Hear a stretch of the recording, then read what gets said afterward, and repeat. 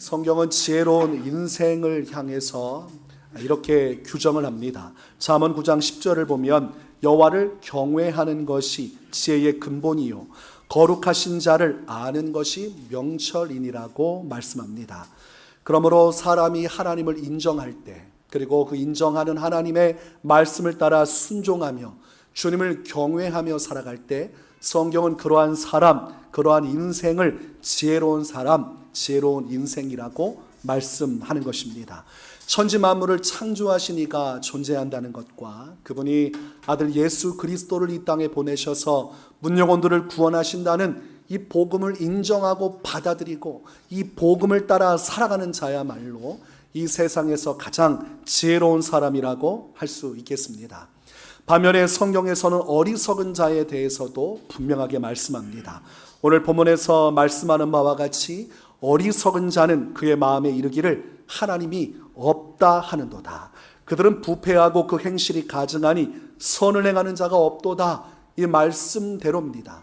하나님을 부정하는 사람들, 하나님의 존재 자체를 인정하지 않는 사람들은 성경적 기준, 또 진리의 기준으로 볼 때 어리석다고 말씀하고 있습니다. 그러므로 세상에서 가장 어리석은 사람은 하나님을 부정하는 사람입니다. 하나님의 존재 자체를 받아들이지 않는 사람이죠. 하나님이란 존재는 허상이고 사람이 만들어낸 것뿐이고 실제하지는 않지만 사람이 불안하니까 사람이 그 불안함을 메우기 위해 만들어낸 존재라고 주장한다면 그 사람은 어리석은 사람이요 어리석은 길로 가고 있는 것입니다. 한 나라를 다스리는 대통령직을 맡고 있는 자라 할지라도 이 하나님을 부정한다고 하면 성경적 기준으로 볼 때 어리석은 자고 어리석은 인생을 살아가는 것입니다. 역사적으로 많은 사람이 기리고 존경하는 위인이라 할지라도 하나님을 부정하며 살았다면 그 사람의 인생을 성경은 어리석은 자요 어리석은 인생을 살아갔다고 판단하는 것입니다. 하나님이 없다고 생각하는 자들은 철저히 자기만의 철학과 가치관을 따라서 살아갑니다. 내가 생각할 때 옳다고 생각하는 삶을 추구하며 살아갑니다. 하나님의 존재를 부정하기 때문에 하나님의 뜻이 담긴 하나님의 말씀 자체를 인정할 수가 없지요. 그래서 하나님께서 명하신 그 모든 말씀대로 살지 않고 내 뜻과 내 생각을 따라 살아갑니다. 세상의 부귀영화가 전부인 것처럼 나 자신만이 가장 소중하고 하나님의 존재 자체는 내게 아무것도 아니라고 생각하면서 오직 나만을 위한 인생을 살아가죠. 하나님은 그런 사람을 어리석다고 바라보시는 것입니다. 그래서 하나님이 없다고 하는 사람은 어리석은 자라고 판단을 받게 되는데 참 아이러니한 것은 하나님을 부정하는 사람은 도리어 하나님을 믿는 사람을 어리석다고 생각한다는 것입니다. 대놓고서 비난하는 사람도 있고 마음속으로는 불편하게 생각하고 어리석다고 생각하면서도 겉으로는 존중한다고 말하는 사람들이 있겠죠. 그러나 하나님을 부정하는 사람들은 매한가지입니다. 참으로 하나님께 드리는 그 신앙인들의 삶을 안타깝게 여긴다는 것이죠. 왜 저렇게 존재하지도 않는 신을 만들어 놓고 그 신에게 속박되어서 돈 낭비, 시간 낭비, 감정 낭비를 하며 살까?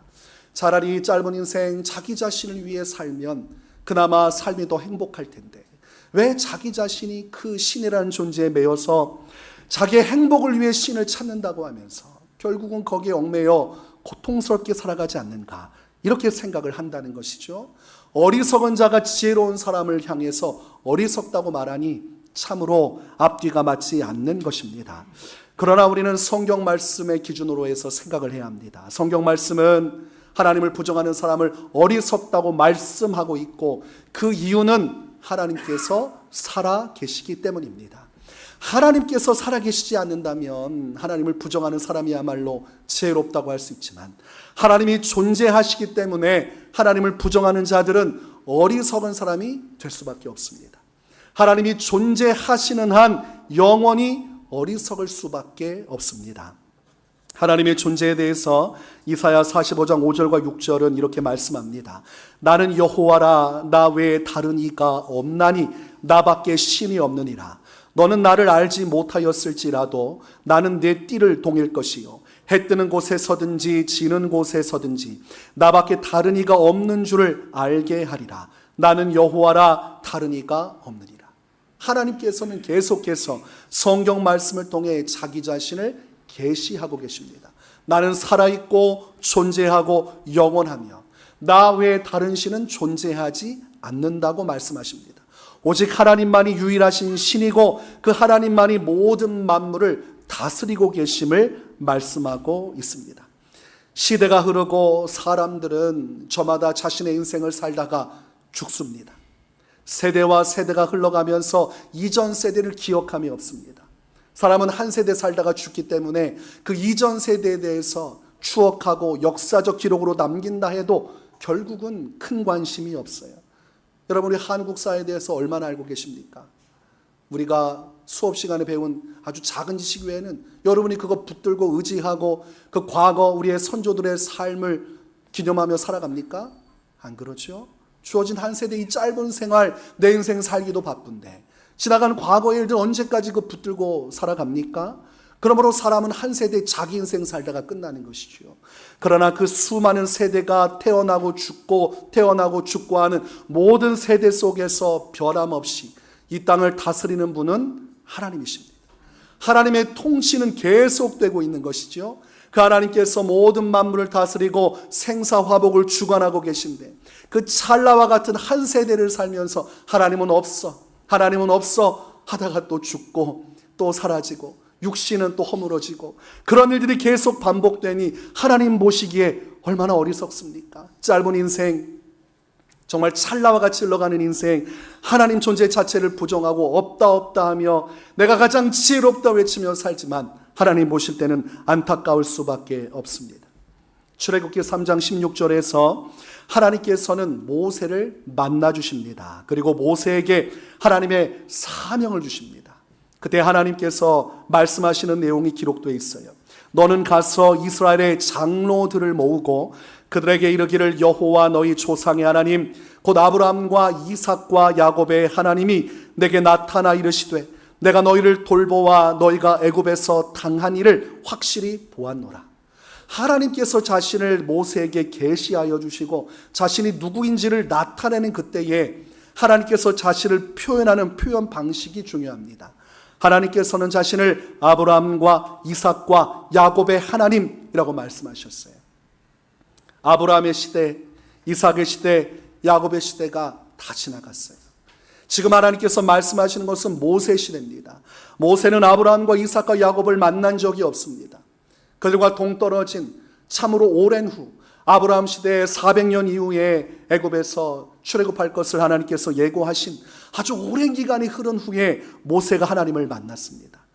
아브라함도 죽었고 이삭도 죽었고 야곱도 죽었어요. 그러나 하나님만은 살아 역사하시고 이 만물을 다스리고 계시는 것이죠. 아브라함과 이삭과 야곱의 삶의 흔적은 다 지워졌고 발자취도 지워졌고 새로운 시대가 열렸습니다. 그럼에도 불구하고 하나님은 여전히 이 땅을 주장하고 계신다는 사실을 통해 하나님은 변함없이 살아계시고 역사하시는 분이요 온 땅을 주관하시는 분이심을 나타내고 있는 것입니다. 더불어 하나님께서 이 아브라함과 이삭과 야곱의 하나님이심을 통해서 무슨 메시지를 또 전하고 계십니까? 예수님께서는 누가복음 20장 37절과 38절에 이렇게 말씀을 하십니다. 죽은 자가 살아난다는 것은 모세도 가시나무 떨기에 관한 글에서 주를 아브라함의 하나님이요 이삭의 하나님이요 야곱의 하나님이시라 칭하였나니 하나님은 죽은 자의 하나님이 아니요 살아있는 자의 하나님이시라. 하나님에게는 모든 사람이 살았느니라 하시니. 이 말씀이 무엇입니까? 아브라함과 이삭과 야곱의 시대는 저물었고 육신은 다 허물어졌지만 그들이 하나님의 이름, 하나님을 계시하는 그 영광스러운 이름으로 쓰임받은 것은 그들의 육신은 죽었어도 그들은 지금 어디에 누구와 함께 있다는 것입니까? 하나님 나라에서, 낙원에서 하나님과 함께 있다는 것이죠. 그래서 모세 시대에도 이미 죽은 인물이지만 아브라함과 이삭, 야곱의 하나님이라고 말씀하신 거죠. 그들의 육신은 허물어졌어도 하나님께서 그들의 영혼을 불러내사 낙원 속에 하나님과 함께하게 하셨으므로 그들이 살아있음을 통해 하나님의 이름을 나타내신 것이라는 사실입니다. 그러니까 세월이 흘러도 하나님은 여전히 존재하고 계시고, 또한 하나님을 믿고 하나님을 인정하며 지혜로운 인생을 살아간 자는 이 땅에서 그의 삶은 흔적도 없이 사라진다 할지라도 그들의 영혼은 하나님과 함께 영원토록 하나님의 품 안에 거하리라는 것을 말씀하고 있습니다. 아브라함과 이삭과 야곱의 때는 지나갔지만 그들은 지금도 하나님 편에 하나님과 함께 있죠. 그러나 그 당시에 하나님을 부정했던 사람들, 하나님을 없다고 여겼던 사람들, 그들은 어디로 갔겠습니까? 그들은 음부로 들어가 이 음부 속에서 고통을 받게 되는 것이죠. 하나님을 부정하는 사람은 결국은 음부로 가게 되어 있다고 성경은 말씀을 하고 있습니다. 그들은 그 속에서 진리를 보고 그때서야 깨닫게 되는 것이죠. 내가 얼마나 어리석었는지를 살아생전에 깨달아야 되는데 그 삶 속에서 부정하다가 결국은 언제 깨닫냐면 죽어서 음부에 들어갈 때 깨닫는 것이죠. 근데 그때의 깨달음은 회개의 기회가 되는 것이 아니라 후회만 남는 것입니다. 그때는 돌이킬 수가 없기 때문입니다. 죽은 다음에 진리를 깨닫고 후회한 인물이 성경에 기록되어 있습니다. 누가복음 16장에 나오는 부자입니다. 부자는 살아생전에 호화롭게 살았습니다. 그가 가진 돈을 가지고 자기 자신의 인생을 누리며 살았습니다. 하나님의 존재를 인정하고 하나님의 말씀을 따라 살기보다 자기 자신의 유익과 만족만을 위해서 하나님을 부정한 채 내가 내 삶의 하나님이 되고 내가 내 삶의 신이 되어서 오직 나 자신을 위한 인생을 살았어요. 그리고 나서 죽었습니다. 부자는 이 땅의 삶이 전부라고 확신했습니다. 사람이 한 번 태어나고 죽는 것을 받아들였고 죽기 전까지 내가 누릴 수 있는 건 마음껏 누리다 살고 죽으면 끝이라고 생각했습니다. 그래서 마음껏 인생을 즐기면서 자기 인생을 추구하며 살았던 것이죠. 근데 문제가 있어요. 죽었는데 죽고 나서 끝이 아니라는 사실입니다. 죽고 나니까 자신의 영혼이 존재한다는 것과 자신의 영혼이 음부로 들어가서 불 속에서 고통받는 것을 경험하면서 내 생각이 틀렸다는 것을 발견하게 되죠. 하나님의 존재를 부정했던 것들이 헛된 생각이고 잘못된 생각이었다는 것을 그 불 속에서야 깨닫는 것입니다. 누가복음 16장 23절 24절에서 말씀합니다. 그가 음부에서 고통 중에 눈을 들어 멀리 아브라함과 그의 품에 있는 나사로를 보고 불러 이르되 아버지 아브라함이여 나를 긍휼히 여기사 나사로를 보내어 그 손가락 끝에 물을 찍어 내 혀를 서늘하게 하소서. 내가 이 불꽃 가운데서 괴로워하나이다. 불꽃 가운데서 괴로워할 줄 모르고 살았는데 죽어보니까 불꽃 가운데 있어요. 이 불꽃 속에서 괴로워서 물 한 방울을 달라고 요청하지만 성경 말씀을 보니까 허락함을 받지를 못합니다. 아브라함이 허락을 해줄 수가 없었어요. 그 이유가 무엇입니까? 누가복음 16장 26절 큰 구렁텅이가 놓여 있어 여기에서 너희에게 건너가고자 하되 갈 수 없고 거기서 우리에게 건너올 수도 없게 하였느니라. 아브라함이 구렁텅이를 두고 오갈 수 없게 만들었다는 것이 아니죠. 건너올 수도 없게 하였다는 것은 누가 그렇게 만드셨다는 겁니까? 하나님께서 그렇게 만들어 두셨다는 겁니다. 지금 낙원에서 아브라함도 하나님의 위로를 누리고 거지 나사로도 위로를 받지만 이 부자는 음부에서 고통받고 있는 것이죠. 그러나 그때 무엇을 깨닫고 절망합니까? 음부에서 낙원으로 갈 수 없다는 사실을 깨닫고 절망합니다. 지금 내가 죽어서 음부에 있는 것도 충격인데 이 음부에서 저 낙원을 바라보면서 결단코 단 한순간도 낙원으로 들어갈 수 없다는 사실, 그 절망이 부자의 마음을 아주 말도 못하게 절망스럽게 만들죠. 사람은 희망이 없으면 살 수 없어요. 희망이 없어서 많은 사람들이 심지어는 자살하기까지 합니다. 자살하면 그때야 비로소 안식을 얻을 거라 생각하지만, 그러나 자살하면 더 큰 문제가 있죠. 이 음부의 권세가 그를 빨아들여서 그 고통 중에 말도 못할 괴로움을 주기 때문이죠. 부자가 그런 케이스입니다.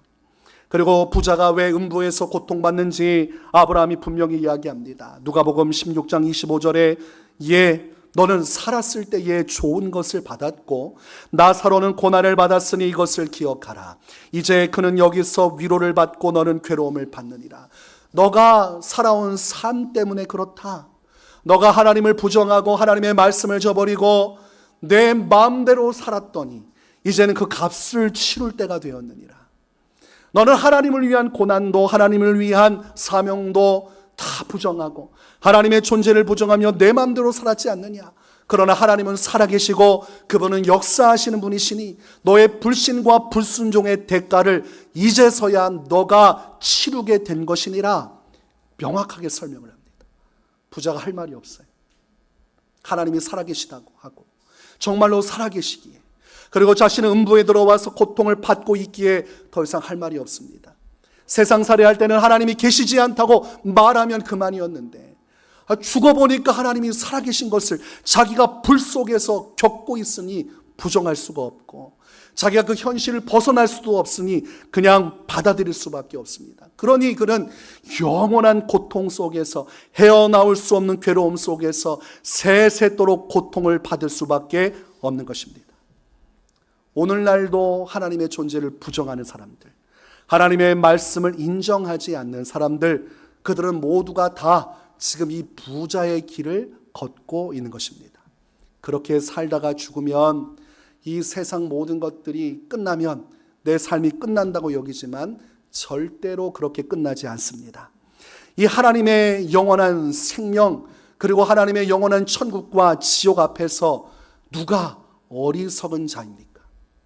이 땅의 것이 전부라고 하면 하나님을 인정하고 믿고 따르는 사람은 어리석은 자죠. 그러나 이 땅이 전부가 아니라 영원한 세계가 존재한다면, 그것을 다스리시는 영원한 하나님께서 존재한다면 과연 누가 어리석은 자입니까? 사람들은 진리를 추구합니다. 그러나 진리는 반드시 드러나게 될 것입니다. 죽어보면 진리는 드러납니다. 그리고 예수님께서 공중으로 강림하시면 진리는 드러납니다. 성경 말씀은 예수님께서 강림하실 때 허다한 무리의 민족과 족속들이 가슴을 치며 대성통곡할 것이라고 이야기합니다. 예수 그리스도에 대한 이야기는 얼핏 들었는데 4대 성인이라고 생각하고 예수 그리스도의 구원에 대해서, 십자가 교회 이 복음에 대해서 외면하며 살았는데 그날에 예수님께서 공중으로 강림하시는 것을, 그 진리를 내가 목도하고 경험하는 날 허다한 사람들이 가슴을 치며 통곡하고 애통할 것이라고 기록합니다. 그리고 실제로 그런 일이 일어나게 될 것입니다. 진리가 드러난다는 것이죠. 하나님은 죽음 이후에 음부 속에서 진리를 깨닫기보다, 예수님께서 강림하실 때 울부짖으며 통곡하며 깨닫기보다 살아생전에 깨닫기를 원하십니다. 살아있는 동안 이 진리를 깨닫기를 원하시는 것이죠. 하나님의 말씀 속에 담겨져 있는 이 진리의 말씀 속에서 하나님의 살아계심과 또 천국과 진옥의 존재를 우리가 받아들이고 유일하신 하나님의 구원 예수 그리스도의 복음을 통하여 영생을 얻는 지혜로운 자가 되기를 원하고 계시는 것입니다. 그럼에도 많은 사람들이 하나님을 부정해요. 그들이 무엇이나 말합니까? 하나님이 눈에 보이지 않으니 존재하지 않는다. 하나님을 만질 수 없으니 존재하지 않는다. 천국과 지옥에 직접 가보지 않고는 내가 믿을 수 없다. 이렇게 말을 합니다. 아니, 우주에는 가본 적도 없으면서 우주의 존재는 믿으면서, 우주에 가본 사람이 있습니까? 가서 만져봤어요? 남이 갔다는 이야기만 듣고 갔다 온 사진이나 보고 있지, 내가 직접 만져보고 경험도 못 해놓고 우주를 믿지 않습니까? 그러면서 과학이라고 얘기를 해요. 우주가 생성되는 빅뱅 이론, 어느 순간 펑 하고 우주가 어떤 큰 힘에 의해 창조됐다, 만들어졌다, 스스로 존재했다, 그렇게 과학적 근거를 대면서 말하지만 가설일 뿐입니다. 그러지 않았을까? 그렇게 해서 만들어지지 않고는 존재하지 않으니 그렇게 받아들여요. 그리고 과학적이라고 말합니다. 그러나 깊이 들어가면 그것 또한 믿는 것이죠. 그렇게 하지 않았을까라는 생각, 가설을 믿고 받아들이는 것입니다. 그 당시 우주가 만들어질 때 없었잖아요. 우주가 스스로 만들어지는 그 과정 본 적 있어요? 그러나 믿고 받아들이는 거 아닙니까? 사람이 진화돼서 오늘날의 존재가 되었다고 말하죠. 진화될 때 진화의 경험에 참여한 사람이 있습니까? 옆 사람이 진화되는 걸 본 적이 있어요? 진화되었다는 그냥 이론, 그러지 않았을까 싶은 그 추론 가설을 받아들이는 거지 않습니까? 그러면서 하나님에 대해 이야기하면 무작정 믿으라고 한다고 말하고 우리는 과학적이라고 얘기합니다. 그리고 과학의 그 모든 순간 믿음을 가지고 받아들여요. 그리고 하나님을 믿을 수 없다 얘기하죠. 얼마나 어리석은 생각입니까? 과학을 자랑하지만, 그리고 믿음을 주장하는 것은 이성적이지 않고 과학적이지 않다고 말하지만 정작 자신도 이 과학을 믿고 살아가는 거 아니겠습니까? 그러나 우리가 성경 말씀이 과학적이냐 아니냐 하나님을 부정하는 자들과 토론하거나 그들과 앞다투어 싸울 필요가 없어요. 정말 중요한 것은 진리를 깨닫는 것입니다. 하나님을 부정하는 자라도 진리를 깨닫게 되면 그때야 그들의 생각이 바뀔 것입니다. 과학적 논박으로 사람의 생각을 바꿀 수 있는 것이 아니라 진리를 경험하면 그 진리 속에서 자유함을 얻는 것이죠. 요한복음 8장 32절 진리를 알지니 진리가 너희를 자유롭게 하리라. 하나님께서 역사를 통해 이 모든 만물을 주관하시는 분이심은 하나님을 만나면 그 진리를 경험하면 그때야 받아들일 수 있고 그것을 깨닫고 그것을 인정할 수가 있는 것입니다. 요한복음 17장 3절에 영생은 곧 유일하신 참 하나님과 그가 보내신 자 예수 그리스도를 아는 것이라고 말씀했어요. 예수님을 아는 것은 예수님을 만날 때 알 수 있죠. 진리를 경험할 때 알 수 있는 것입니다. 여러분, 위조 지폐를 어떻게 판별합니까? 위조 지폐 판별하는 사람들, 전문가들 수많은 위조 지폐를 연구하는 것 같지만 그렇지 않아요. 그들이 정말 진짜 돈과 가짜 돈을 구별하는 것은 쉽습니다. 위조 지폐를 찾아내는 건 쉬워요. 진짜 지폐를 붙들고 만지고 계속해서 확인하면서 진짜 원본을 보는 것이죠. 원본을 계속해서 보다가 어느 날 가짜 돈을 보게 되면 그때 아는 것이죠. 진짜를 알면 가짜가 분별되는 것입니다. 과학을 이야기하고 상식을 이야기하고 경험을 이야기해서 하나님을 부정하지만 그 진짜이신 하나님을 만나면 그때야 비로소 깨닫게 되는 것입니다. 마태복음 16장 17절과 18절에서 예수님을 믿는 믿음을 고백한 베드로를 향해서 예수님은 이런 말씀을 주십니다. 예수께서 대답하여 이르시되 바요나 시모나 내가 복이 있도다. 이를 내게 알게 하니는 혈육이 아니요 하늘에 계신 내 아버지시니라. 또 내가 내게 이르노니 너는 베드로라. 내가 이 반석 위에 내 교회를 세우리니 음부의 권세가 이기지 못하리라. 지금 예수님께서 하신 말씀이 중요해요. 바요나 시몬 베드로가 예수 그리스도를 내가 믿습니다. 하나님을 믿고 그가 보내신 자 예수님을 내가 알고 있고 믿습니다 라는 고백이 어디로부터 왔냐고 말씀하십니까? 하늘에 계신 내 아버지께서 너에게 이런 믿음의 역사를 허락하셔서 네가 구원을 받게 되었으니는 참복이라 예수님 말씀하셨어요. 사람이 진리를 깨닫고 진리 앞에서 진짜 진리를 온전히 경험할 수 있는 것은 하나님의 역사가 이루어질 때 가능한 것입니다. 우리가 사람들하고 논박하고 논증해서 말로 싸워 이기는 것이 아니라 하나님의 역사, 강력하신 성령의 역사가 한 사람의 마음을 주관하시고 변화시키심으로 말미암아 하나님을 만나게 되는 그때에 비로소 이 진리를 인정한다는 것입니다. 그래서 구원의 문제를 우리가 과학적이거나 이성적인 방식으로 해결하려고 하면 해결이 되지 않습니다. 책을 봐서 하나님을 만나고자 하지만 그걸로 만나는 것이 아니에요.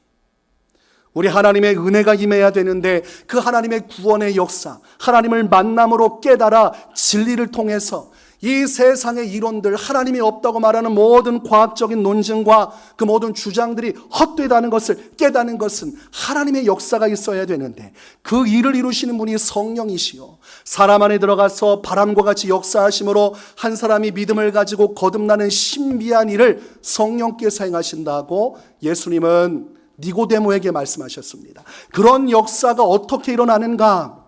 바로 성도가 하나님 앞에 기도하고 주님을 찾는 이 영적인 기도 속에서 성령의 역사가 일어나고 하나님의 구원의 역사가 한 영혼을 변화시키는 것입니다. 그래서 예수님께서 교회를 말씀하셨어요. 이 반석 위에 내 교회를 세우겠다. 너를 믿게 하신 하나님의 은혜, 이 놀라운 은혜가 베드로 너뿐만이 아니라 수많은 영혼에게 들어가 주님을 부정하던 자들이 하나님을 만나고 깨어지도록 하기 위해 내 교회를 세우겠다고 말씀하신 것이죠. 그래서 교회는 영혼 구원의 부름을 받았고 교회는 기도로 부름을 받았습니다. 한 영혼이 영적으로 하나님을 만나는 성령의 역사가 일어날 수 있도록 교회 공동체는 함께 기도함으로, 그 영혼을 위해 기도하고 전도함으로 그 영혼이 온전히 진리를 경험할 수 있도록 돕는 구원의 역사, 그 부르심으로 하나님 앞에 부름 받은 것입니다. 그래서 교회는 철저히 기도하는 공동체입니다.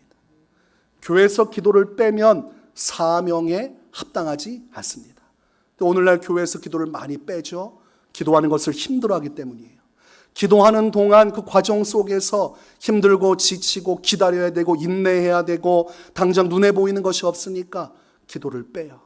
말씀 사경회도 하고 그리고 찬양 집회도 하는데 기도 집회는 잘 열지 않습니다. 사람들이 좋아하지 않기 때문이고 기도하려고 하면 난색을 피워하고 절레절레하기 때문입니다. 아우 나는 기도 못하겠습니다. 그래서 기도운동 한다고 하는 분들도 성도들이 너무 싫어하니까 온전한 기도의 역사를 통해 훈련하기보다 자꾸 편법을 써요. 꼭 1시간 내내 기도해야 기도하는 거냐, 그러면서 기도하지 않고도 묵상하면서 기도할 수 있다, 자꾸 다른 쪽으로 끌고 갑니다.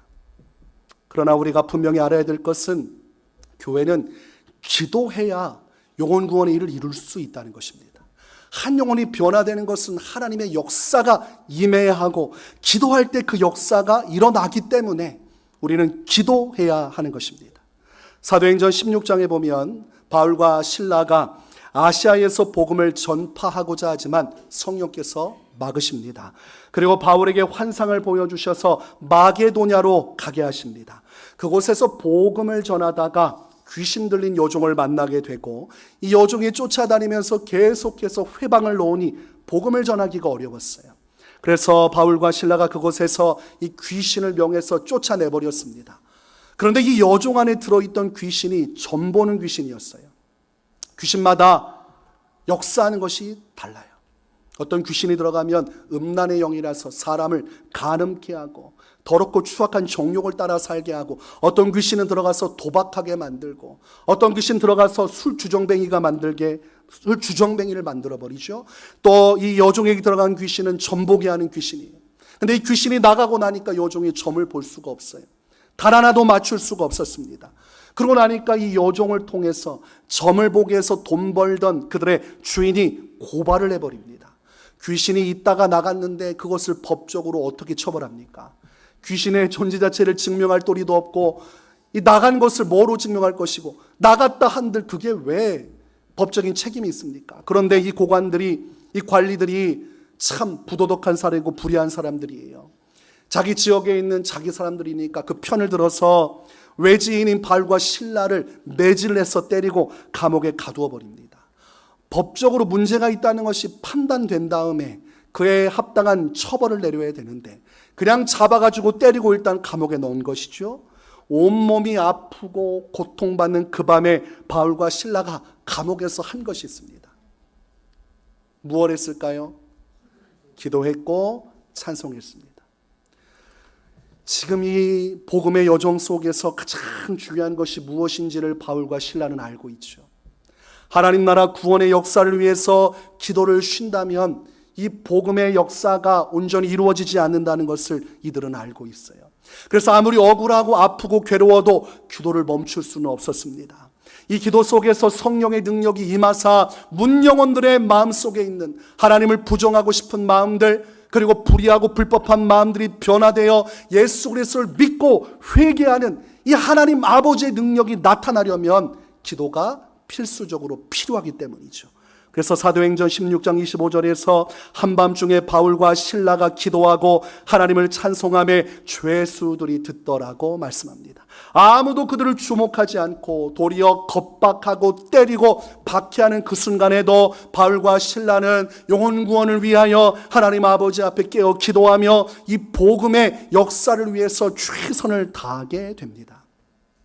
여러분, 예수님께서 악랄한 귀신이 쫓겨나지 않을 때 무엇하라고 말씀하셨습니까? 귀신이 예수님으로 나가라 했는데 안 나간다 이렇게 대꾸하고, 못 나간다 이렇게 할 때 어떻게 하라고 하셨어요?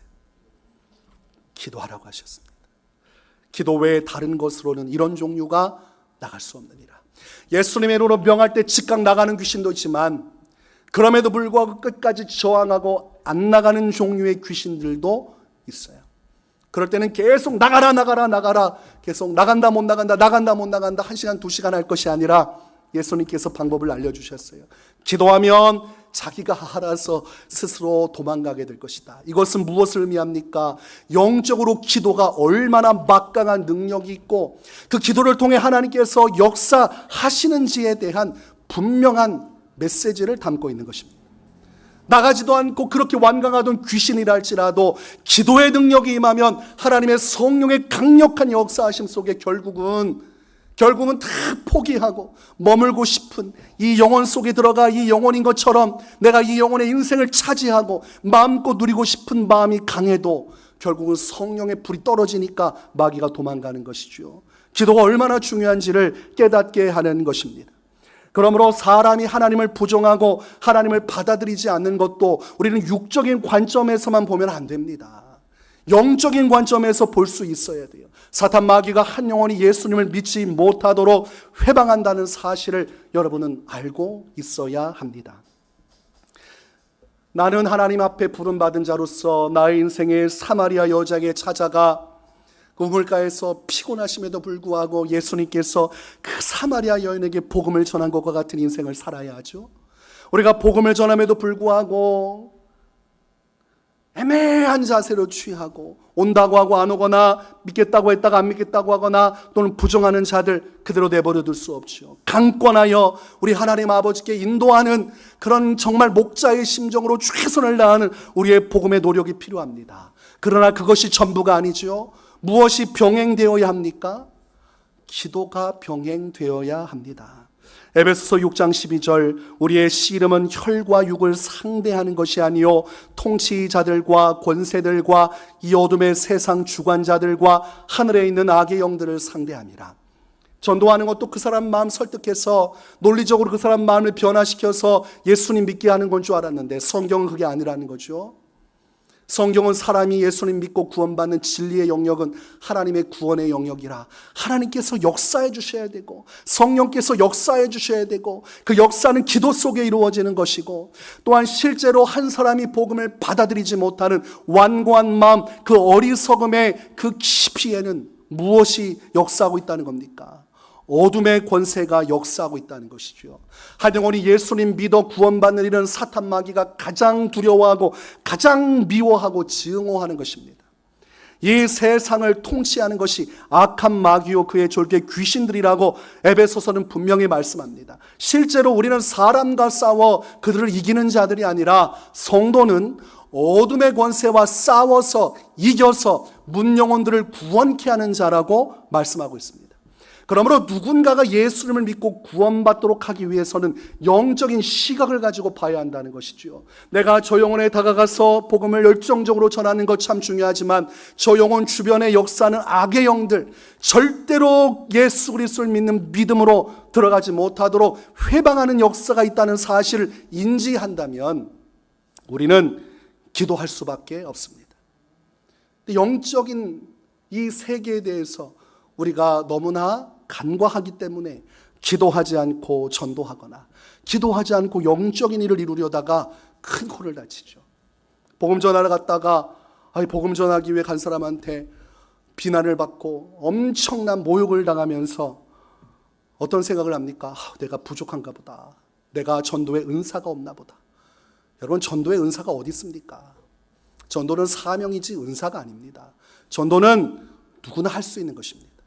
만민에게 복음을 전파하는 일은 예수 믿는 자라면 4살 꼬마도 할 수 있는, 하나님은 예수 믿는 자 누구라도 할 수 있도록 성령으로 복음 전파할 힘과 능력을 우리에게 이미 주셨습니다.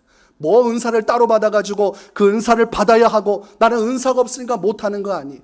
근데 대부분 착각을 해요. 내가 한번 용기를 내서 한번 나도 말씀대로 전도해보자.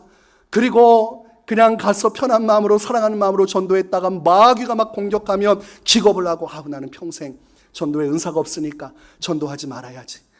아무래도 나는 내가 부족해서 내가 말을 잘못해서 저 사람이 저렇게 화내나 보다. 이 모든 결론은 잘못된 것입니다. 영적인 세계를 보지 못하니까 자꾸 인간적으로 현실을 받아들이는 거죠. 여러분, 마귀가 여러분 전도하는 거 보면서 얼마나 괘씸하겠습니까? 그래서 전도 안 하다가 전도하려고 하면 마귀가 여러 가지로 시험을 하는 것입니다. 다시는 전도하지 못하도록 문영원의 마음에 분노를 일으킨다거나 역사에서 여러분이 초장에 완전히 굴복하게 하는 것이. 그럴 때는 결론을 잘 내야 됩니다. 이게 하나님이 역사를 하려고 하니까 마귀가 역사하는구나. 그리고 기도하면서 이 일을 이루어야 되는데 대부분이 나는 전도에 은사가 없어.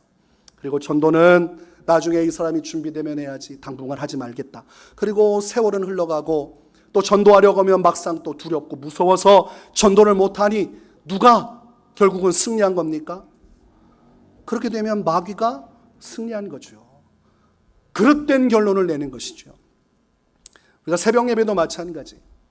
새벽 예배하는 거 피곤하고 힘듭니다. 근데 결단하고 새벽 예배 하려고 하면 피곤하지만 그것을 감당하며 나가면 은혜가 더 크기 때문에 일정한 시간이 지나면 새벽 예배 할 수 있는 또 힘도 생기고 은혜도 생겨요. 근데 새벽 예배하는 거 누가 싫어하겠습니까? 마귀가 싫어하죠. 그래서 새벽 예배 가려고 할 땐 마귀가 질병으로 친다거나 삶을 완전히 무너뜨리는 역사를 합니다. 근데 결론을 잘 지어야 되는데 내가 하나님께 기도하려고 했더니 사단이 시험하는구나, 내가 더 힘을 내서 이겨야지 하면 승리하는데 대부분이 영적인 세계를 망각하고 자꾸 인간적으로만 생각해요. 난 새벽 예배 체질이 아닌가 보다. 새벽 예배 체질이 어디 있습니까? 저는 지금도 새벽 예배 힘들어요. 앞으로 남은 기간도 힘들 것 같아요. 제가 새벽에 일어나는 거 좋아해서 일어나는 줄 압니까? 너무 은혜가 크고 또 새벽 예배 또 쉬면 또 영적으로 도태되는 것들이 있어요. 너무나 큰 은혜를 주시다가 또 그것들이 또 없어지면 또 아쉽고 그래요. 그래서 목회자이기 때문에 하는 것만이 아니라 개인적으로 은혜에 대한 사모함을 가지고 하는 것이죠. 근데 대부분 이제 고꾸라집니다. 그리고 마귀가 찍어 누르면 난 새벽 예배 체질이 아닌가 봐. 난 평생 새벽 예배 하지 말아야지. 그 고비를 넘기고 기도하면서 이길 생각을 안 해요. 그래서 성경은 믿음의 선한 싸움이라고 합니다. 우리가 하나님 말씀대로 살고자 하면 사단이 시험하지만 그 싸움을 이겨냄으로써 하나님의 영광을 경험하는 것이 신앙생활인데 자꾸 영적인 세계를 우리가 부정하는 것과 같은 어리석은 생각을 할 때가 있어요. 여러분, 하나님의 구원의 역사, 이것은 전적으로 영적인 일이고 기도가 필요한 것입니다. 초대교회가 세워지고 성령의 능력이 강력하게 임할 때 그 핵심에 있었던 것이 무엇이었습니까? 기도 운동이었어요. 기도. 우리가 그거를 봐야 됩니다. 사도행전 1장 13절에서 14절을 보면 들어가 그들이 유하는 다락방으로 올라가니 베드로, 요한, 야고보, 안드레와 필렙, 도마와 바돌로메, 마테와 및 알페오의 아들 야고보, 셀로신 시몬, 야고보의 아들 유다가 다 거기 있어 여자들과 예수의 어머니 마리아와 예수의 아우들과 더불어 마음을 같이하여 오로지 기도에 힘쓰더라. 오로지 기도에 힘쓸 때 성령이 그곳에 강림하시고 오로지 기도에 힘쓸 때 초대교회가 부흥하여서 수많은 영혼들, 베드로의 설교에 3,000명이 회심하는 이 놀라운 성령의 강력한 역사가 무엇을 전제로 이루어졌다고요? 기도를 통해서 이루어진 것입니다. 제가 목회자로 부름받을 때 영적으로 엄청난 위기의 순간이었지만 그 위기를 극복하고 지금과 같이 하나님의 복음의 사명을 감당할 수 있었던 것은 교회 공동체의 기도, 또 가족의 기도가 있었기 때문입니다. 그 기도 없었으면 저는 자살하고 끝났을 것입니다. 마귀가 계속해서 자살시키려고 아침마다 죽고 싶은 생각을 30분씩 떨어져 내릴까, 목매달아 죽을까, 별의별 생각이 머릿속에서 계속해서 맴도는데 내가 통제할 수 없는 생각, 내가 어찌할 수 없는 생각, 죽고 싶은 마음이 몰려오면 그때는 정말 어쩔 수가 없어요. 그때 기도해 주었기 때문에 하나님께서 역사하셔서 살려주신 것입니다. 사람에게 마귀가 역사하면 사람은 마귀를 이길 수가 없습니다. 영적 차원에서 마귀는 사람보다 더 높은 위치에 있어요. 천사가 타락했고 권세가 있어요. 그래서 사람은 이 공중권세를 잡은 사단을 이길 수가 없습니다. 오직 예수 그리스도의 이름으로, 또한 예수 그리스도의 이름으로 기도하는 이 기도의 능력 가운데 마귀가 쫓겨나가고 마귀의 세력이 부서지는 것이죠. 그때 교회가 저를 위해 기도해 주고 가족이 저를 위해 기도해 줌으로써 그 어둠의 터널을 뚫고 나와서 믿음으로 주님 앞에 서게 되었지요. 그러므로 오늘날 똑같습니다. 어리석은 길을 가는 사람들 답답하죠. 왜 저렇게 하나님을 인정하지 않을까? 왜 이 말씀을 받아들이지 않을까? 그럴수록 우리가 해야 할 것은 무엇입니까? 기도하는 것입니다. 어리석어 보여도 이것이 성경에서 말씀하는 해결책입니다. 그러므로 여러분 매일마다 잃어버린 영혼을 위해 기도하십시오. 계속해서 기도해서 기도의 불을 붙이셔야 됩니다. 전도 대상자 이름을 놓고 이 총동원 전도 주간 매일마다 매 순간마다 하나님 그 영혼 예수님 믿고 구원받게 해주십시오. 계속해서 기도의 불을 붙이고 성령의 능력이 그의 인생 가운데 10년 가운데 역사에서 완고하고 우매한 마음들, 과학과 이성과 경험에 마음이 붙들리고 영적으로 메어져서 진리를 받지 못하는 자들 가운데 성령의 역사가 비추고 진리의 역사가 비춰서 저들이 예수님께로 돌아올 수 있도록 악한 영의 모든 괴계가 무너지고 성령을 통해 그 한 영혼이 변화될 수 있도록 여러분 기도해 주셔야 합니다. 기도하며 전도하는 것이죠. 기도와 전도는 절대 분리되면 안 돼요. 그래서 말씀 듣고 열정적으로 전도해야지 하는 것과 동시에 기도가 시작돼야 합니다. 그리고 여러분 교회에서 멀어진 장기 결석자들 그들을 위해서도 기도해 주세요. 목사님 장기 결석자 기준이 무엇입니까? 제가 정해드리겠습니다. 한 달 이상 교회 안 나오면 장기 결석자라고 생각하시고 기도해 주세요. 하나님 그 영혼 예수님께로 돌아오게 해주십시오. 어리석은 자가 돼서 세상을 향해서 세상 영광을 향해서 불나방같이 뛰어가지 말고 하나님 앞에서 온전히 회개하고 예수님을 믿어 하나님을 인정하고 그분의 말씀을 인정하여 순종하는 참된 믿음의 사람으로 서게 하여 달라고 기도하십시오. 그래서 이 기간 총동원 전도 주간 여러분의 기도에 불이 붙고 한 영혼을 향한 사랑과 전도의 행함을 통해서 여러분도 하나님을 만나고 그 한 영혼을 향한 하나님의 역사가 온전히 이 땅 가운데 이루어지기를 주님의 이름으로 축원합니다.